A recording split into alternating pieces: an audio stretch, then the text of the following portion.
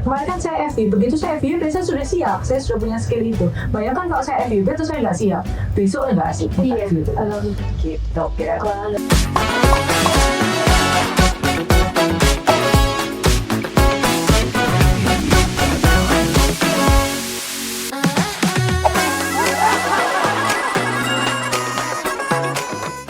Funding, having fun with broadcasting. Halo Casting, kenalin aku Salsa Claudia. Kita ketemu lagi setelah episode pertama ya. Waktu itu kita bahas KJT. Nah sekarang ini kita akan bahas tentang salah satu dosen yang ada di UNESA. Nah, kali ini bukan mahasiswa lagi nih. Kali ini kita akan menghadirkan dosen yang sekaligus pembina dari UKM Broadcasting. Beliau ini sebelumnya telah bekerja di salah satu, dua ya, di Metro TV dan juga di Trans 7. Tiga. TVRI juga. Oh, TVRI juga. Oh, ini udah dapat spill teman-teman.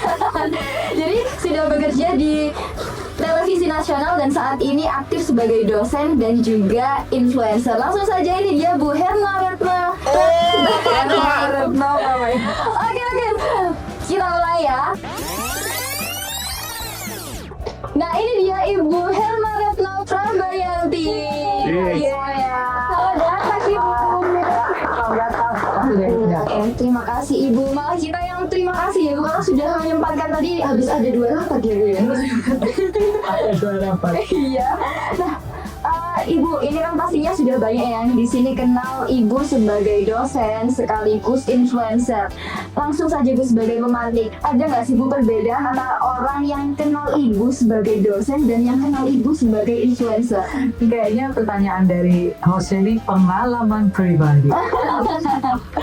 Jadi sebenarnya kalau saya itu secara personal orang yang pernah bekerja dengan saya ataupun pernah bersinggungan langsung dengan saya itu pasti merasa bahwa saya punya rules yang ketat untuk menjalani semuanya gitu. Jadi agak sedikit kaku mungkin bagi banyak orang. Tapi jika personal branding saya di sosial media mungkin bagi orang lain mengayomi. Nah, bagi saya itu sama sebenarnya.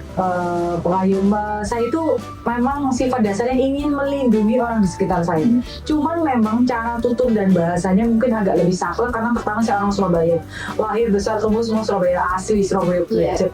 Sehingga cara mengafirmasikan, menarasikan maksud saya, hati saya itu agak mungkin terdengar kasar bagi banyak orang gitu. Jadi bagi beberapa orang saya cukup kasar, cukup saklek, tapi niat dalam hati kecil saya itu sebenarnya pengennya ayo yuk bertumbuh bareng gitu kayak gitu. Jadi membuat saya ngerasa ya udahlah kayaknya saya harus mulai belajar bertutur lebih halus gitu. Tapi ya kenyataannya kalau emosi ya naik juga bintangnya. Lugas ya Bu ya. Lugas. Nah itu kan kalau di depan mahasiswa ya Bu yang lugas. Tapi kalau biasanya Ibu kalau menemui orang-orang yang baru pertama kali tahu Ibu sebagai influencer, apakah Ibu juga dikenal sebagai sosok yang lugas atau bagaimana? Sebenarnya iya, mungkin bagi beberapa orang itu saya cukup jutek ya kalau orang kalau zaman saya dulu bahasanya jutek. Jadi saya cukup jutek sehingga kayak contoh misalnya ada orang ngajakin foto aja tuh takut seringkali ke saya karena saya diem aja udah kayak orang marah gitu kan. Ya tapi kalau kalian mau nyapa sebenarnya oke-oke aja. Cuman memang cara saya pembawaan tuh serius, nggak bisa bercanda. Terus kalau sulit ketawa gimana ya? Banyak ada orang yang kalau diajak ngejokes langsung ketawa. Nah saya agak kurang itu saraf itu. Kata suami saya tuh nggak punya saraf ketawa. Jadi kalau orang bercanda ketawa saya tuh ya lucu. Nggak ngerti sense of lucunya nggak ada. Tapi saya masih berusaha untuk bisa bersendal gurau, cuma memang nggak bisa. Jadi for information tidak semua orang bisa bersendal gurau. Tapi bukan saya artinya nggak bisa fleksibel ya, bisa. Tapi ya gitu lah pokoknya. Tapi Ibu biasanya kalau di kelas saya juga suka ketawa kok sama teman-teman. Karena biasanya di antara kalimat-kalimatnya Ibu yang lugas itu ada aja kayak poinnya itu tiba-tiba ada hooknya gitu loh Bu. Gini, jadi kata suami saya sama anak saya itu nggak bisa bercanda atau nggak punya sense of humor.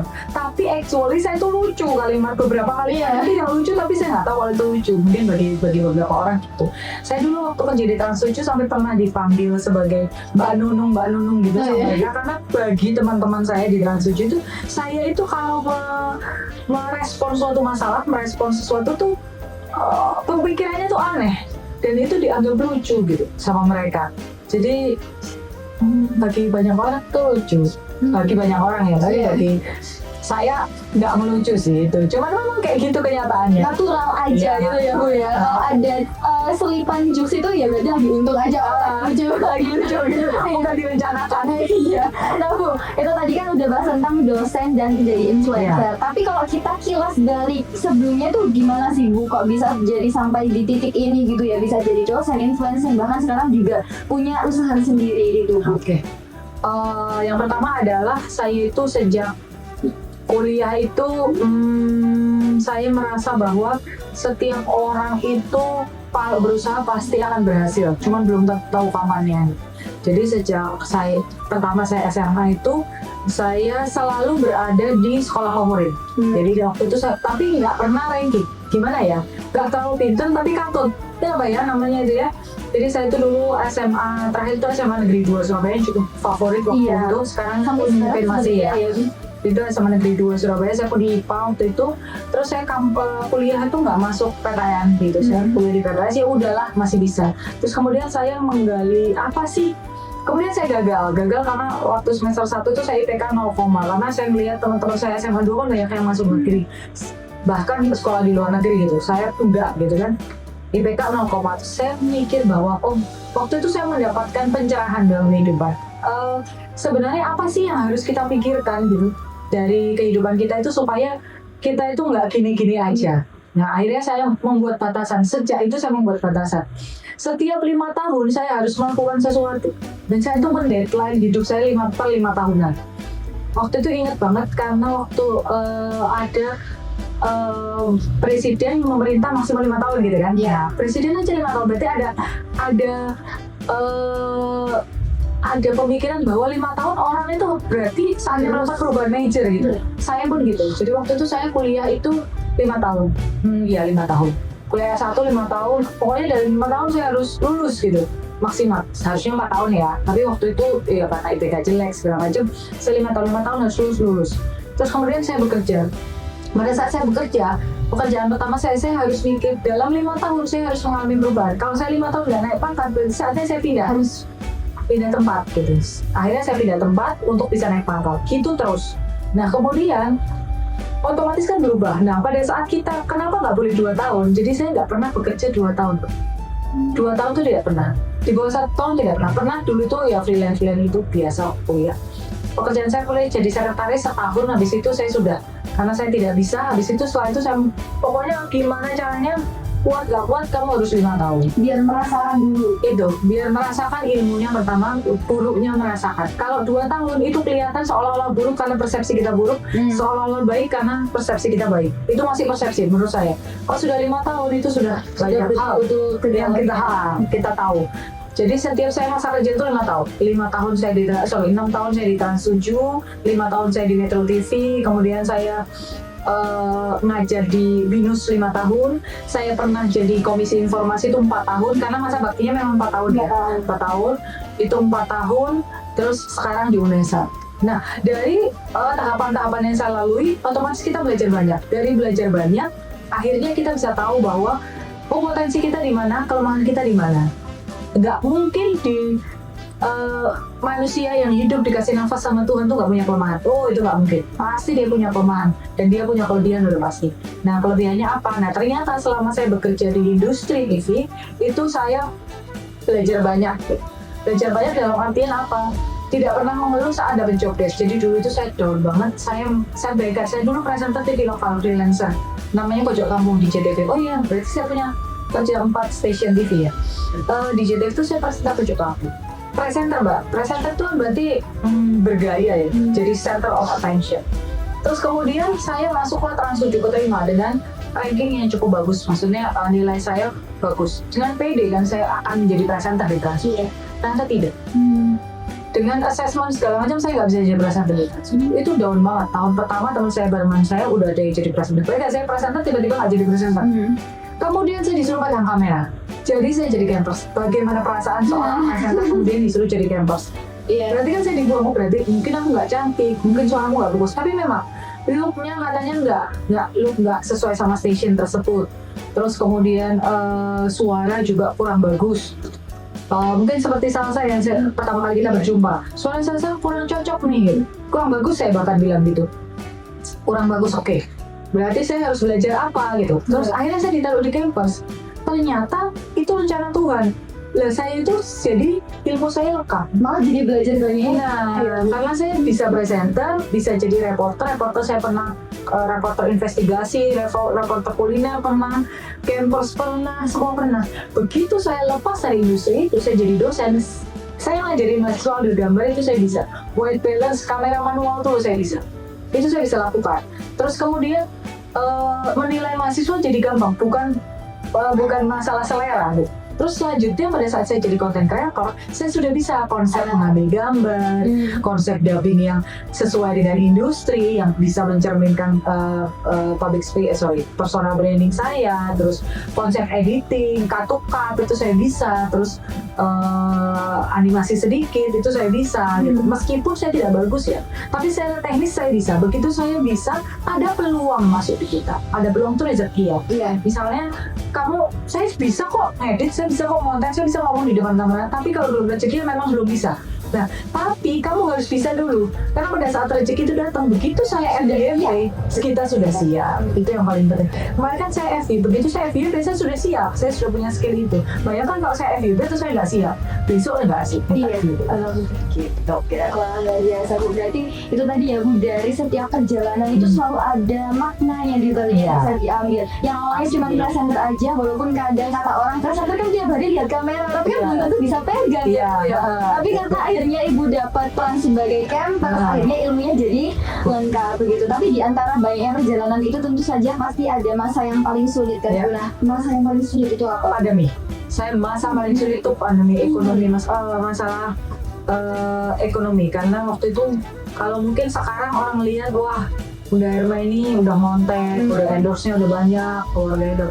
Saya tuh pernah di satu titik itu nggak bisa beli token listrik karena nggak punya duit, jadi buat makan itu saja saya harus berhemat. Jadi misalnya cuma sayur doang gitu. Tapi maksudnya gini Kak, tapi saya punya rumah ya, saya punya rumah, punya mobil. Tapi emang mobil sama rumah bisa buat ngisi token listrik? Nggak bisa kan? Dan bayangkan kalau jatuh pada saat pandemi itu mau jual aset tuh nggak bisa, susah ya, kan nggak ada yang mau beli. Semua orang miskin gitu, semua orang butuh, jadi itu stres banget kan. Kayaknya semua orang bakal gitu. Terus jadi waktu itu rumah saya itu rumah didesain ber-AC, terus tiba-tiba nggak punya duit buat ngisi token, nggak bisa nyalain AC, apa yang terjadi? Betapa ongkosnya rumah itu kan.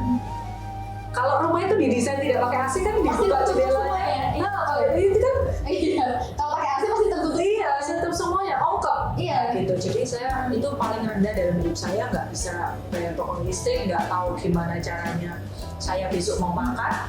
Tapi waktu itu saya, itu dia. Kita setiap hari, every single day harus belajar. Saya bisa masak, meskipun tidak jago, saya bisa masak. Saya dulu pernah kursus memasak, kursus menjahit, saya lakukan itu semua. Pekerjaan perempuan, pekerjaan identik dengan perempuan, saya pelajari. Iya benar, waktu itu saya akhirnya jualan kue. Jadi bukan akhirnya, maksudnya itu memang saya jualan kue. Begitu pandemi itu saya jualan kue. Harganya itu 7.500 Mbak, namanya Kelapa Kacil. Itu 7.500, itu omsetnya setiap 2 minggu sekali 15 juta. Dan tapi kayak gini, saya harus beli token listrik besok.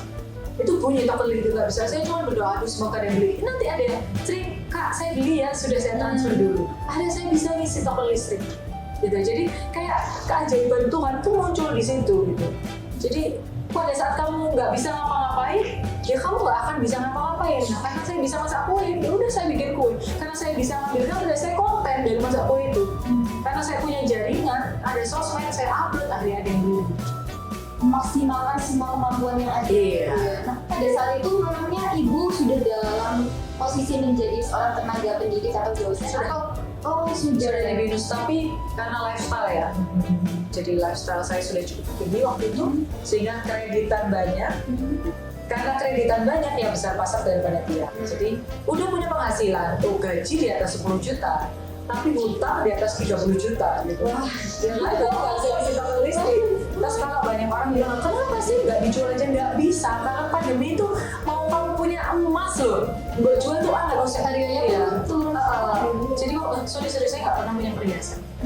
Waktu itu saya nggak punya perhiasan, nggak punya liquid, jadi nggak punya tabungan, nggak punya apapun, nggak punya apapun. Yang bisa dijual kan mobil, mungkin sepatu, jam tangan gitu. Cuman itu tidak saya lakukan. Saya cuma berdoa aja hari ini.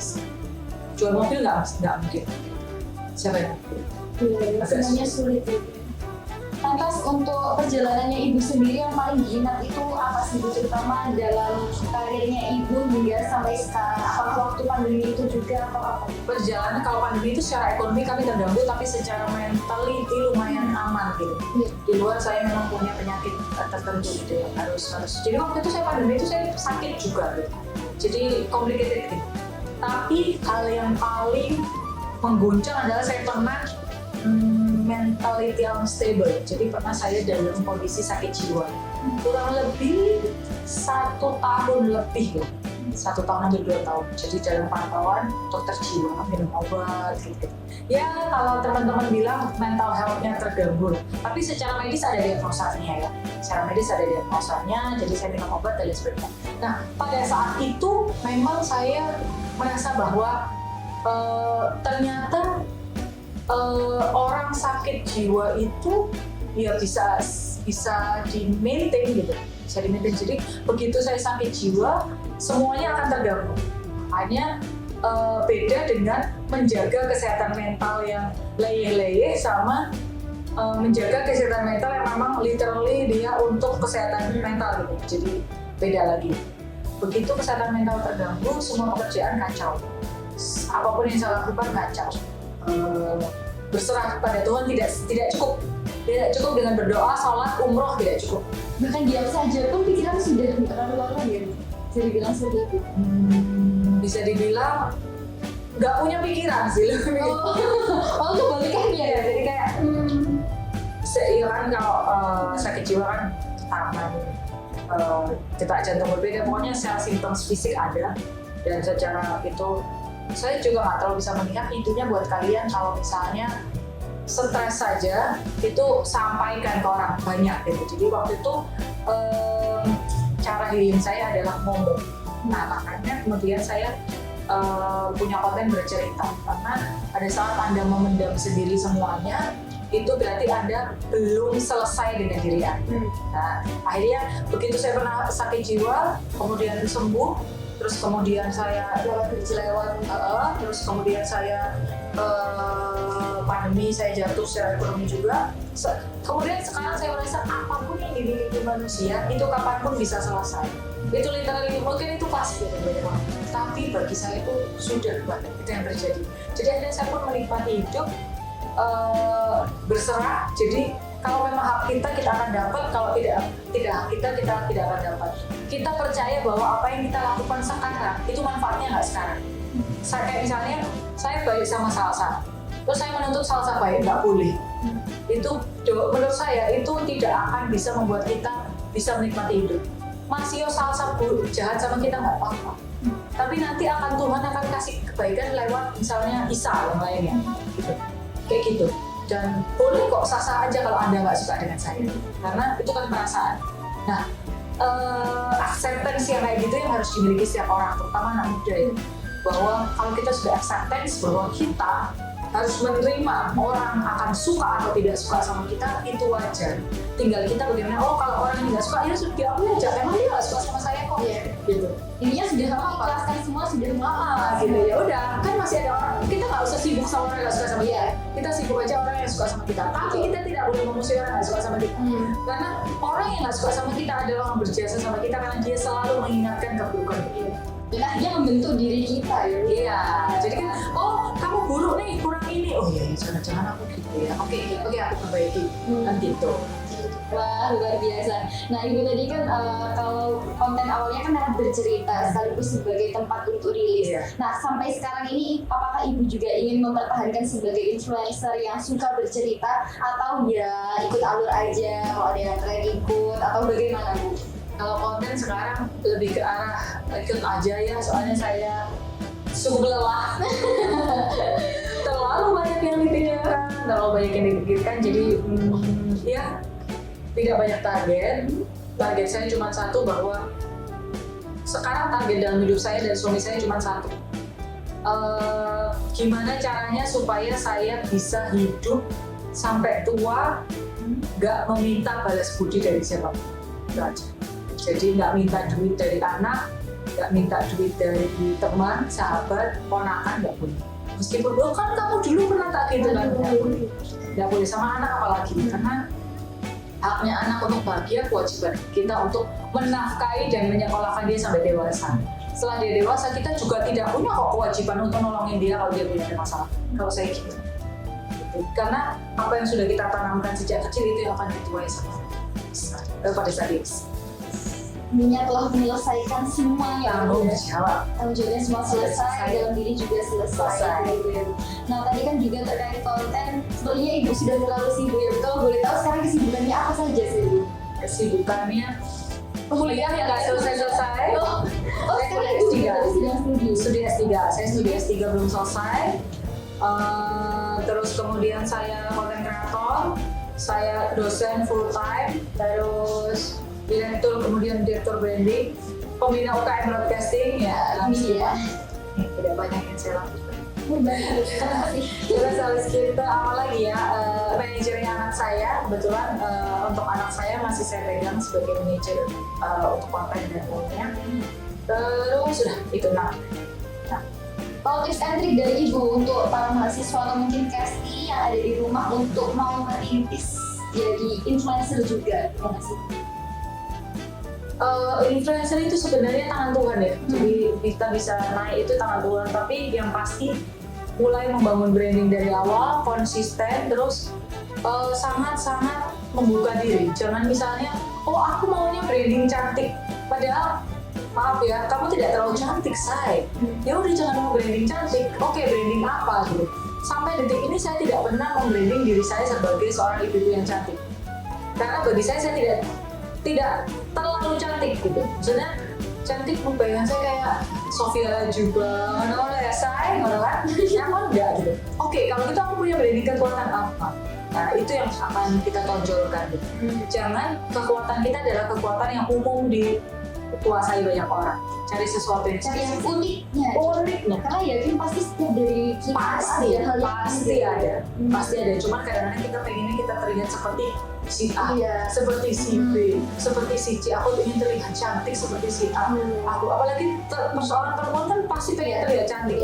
Iya nggak apa-apa, tapi nggak semua cantik karena wajahnya, nggak semua cantik karena makeupnya. Nah, bisa karena apanya. Nah itu yang harus dilanjutkan. Mungkin dari tulisannya, Nah, tulisannya itu, terus mungkin dari suara itu juga bisa ya. iya, macam-macam kan.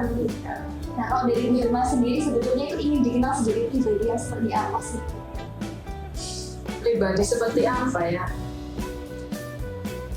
Saya ingin dikenal sebagai pribadi yang saya tidak harus memikirkan orang lain untuk bisa saya berkomunikasi. Jadi, Lu sudah ini sering. ya apa ya? Inginnya apa ya? Pribadi yang sekarang mungkin saya pengennya saya dikenal sebagai pribadi yang menjalani kehidupan itu dengan acceptance atau dengan membahagiakan diri sendiri. Jadi aku pengen terlihat bahagia dengan teman. Karena begitu orang lain melihat saya bahagia, dia nggak akan rese untuk cerita yang lelah gitu ya. Saya lelah dengan cerita. Tolong jangan DM saya dengan cerita yang melelahkan, itu cukup menjadi cerita dirimu. Tadinya saya ingin menjadi tempat keluh kesah banyak orang, cuman ternyata itu berat sekali. Itu butuh orang-orang yang luar biasa. Saya selalu dengan para psikolog, psikiater yang bisa mendengarkan keluh kesah. Nah, saya belum bisa. Mungkin belum terlalu baik hati gitu. Jadi cuma kalau misalnya saling menguatkan saya oke, asal ada timbal balik. Tapi kalau memang Kalau cuma jadi tempat semua kecapean. Iya. Sebenarnya tidak ada Tidak lagi nggak usah Bagi kita tanggung sendiri. ilmu saya belum sampai situ soalnya. Yang ada nanti malah tuh beban semua. Sakit di sini kepala. Oh, baik, terima kasih Bu. Terakhir mungkin ya sebagai penutup, apakah mungkin ada yang ingin disampaikan Ibu sekaligus Oke. penutup untuk Kesti juga karena ini adalah ibu pembina kita. Mungkin ada pesan-pesan yang mau disampaikan Ibu. Buat para casting dan calon-calon casting yang mau gabung di UKM Broadcasting, pastikan Anda seneng banget sama sosial media. Dan sosial media itu gak harus jadi influencer kok.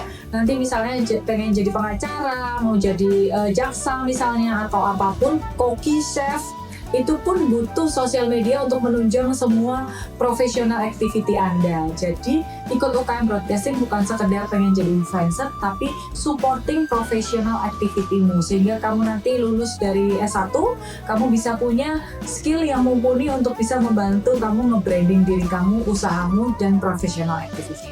Gitu. Allah, baik, terima kasih banyak Terima kasih. Ibu. Dan juga teman-teman mungkin kalau ada yang belum tahu Bu Herma ya, terutama mungkin Kesti yang lagi lewat aja di beranda YouTube-nya, ini sosial medianya Bu Herma ditulis di bawah ini. Dan jangan lupa buat gabung di UNESA, dan kalau udah gabung di UNESA, gabung di UKM Broadcasting. Baik Ibu, terima kasih banyak kasih. telah hadir di Fanting, dan kita ada jadwal Ibu sebagai platform. Ya, nanti kalau saya memandu dengan Fanting, langsung kita bersama-sama having fun with Broadcasting. Oke. Ya baik, Fanting, Happy fun with Broadcasting. Dadah.